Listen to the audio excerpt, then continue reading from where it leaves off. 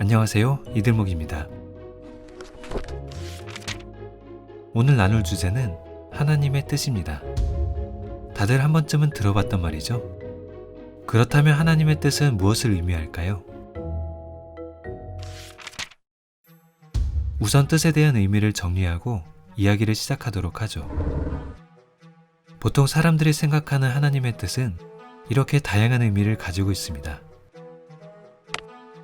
보통 우리는 구체적인 상황이나 선택을 위해 하나님의 뜻을 구하지만 성경에 나타난 하나님의 뜻은 특정한 사건이 아닌 하나님의 마음에 집중되어 있죠.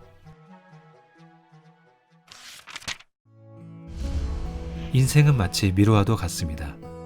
한치 앞을 예상할 수가 없죠. 길을 걷다 보면 막다른 길에 이르기도 하고 왔던 길로 되돌아가기도 합니다. 중간에 길을 잃어 헤매기도 하고요. 그래서 우리는 인생의 갈림길 앞에서 하나님의 뜻이라는 깃발을 찾게 됩니다. 그러나 때로는 짙은 안개로 인해 한치 앞이 보이지 않기도 하고 미래 일들은 항상 우리의 예측을 뛰어넘죠. 그래서 우리는 어디로 가야 할지, 어떠한 선택을 해야 할지 망설이게 됩니다. 이러한 상황일수록 우리는 선택의 길 앞에서 하나님의 뜻을 더욱 찾게 되는 것이죠. 그러나 하나님의 뜻조차도 쉽게 발견되지 않습니다. 하나님의 뜻은 대체 어디에 있는 걸까요? 사실 하나님의 뜻이라는 깃발은 그 어느 길에도 놓여져 있지 않습니다. 그 깃발은 하나님께서 직접 들고 계시기 때문이죠. 그래서 우리는 하나님의 뜻을 찾기 위해 하나님을 먼저 찾아가야 합니다. 하나님과 함께 걷는 길이라면, 선한 목적으로 하나님의 마음을 품고 가는 길이라면 사실 그 어떠한 길을 선택해도 상관없습니다. 그 모든 길이 하나님의 뜻이 되기 때문이죠. 물론 하나님과 함께 걷는 그 모든 길이 결코 평탄하지만은 않습니다. 때로는 끝이 없는 긴 터널이 펼쳐지기도 하죠. 과연 이 길이 맞는지 의심이 들기도 합니다.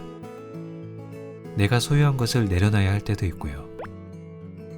이처럼 하나님의 뜻은 내가 원하는 길과 다를 수 있습니다. 하나님의 뜻은 어둠이 가득한 곳에 빛을 밝히는 것이죠. 사람들이 길을 잃지 않도록 말이에요.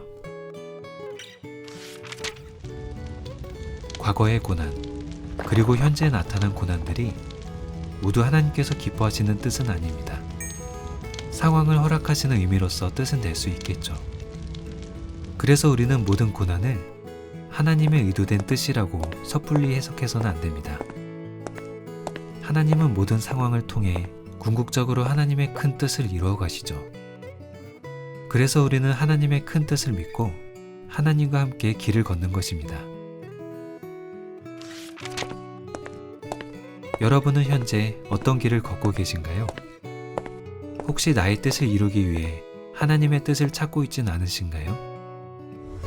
우리는 구체적인 하나님의 뜻을 모두 알 수는 없지만 하나님은 우리가 가는 곳마다 빛을 밝히십니다.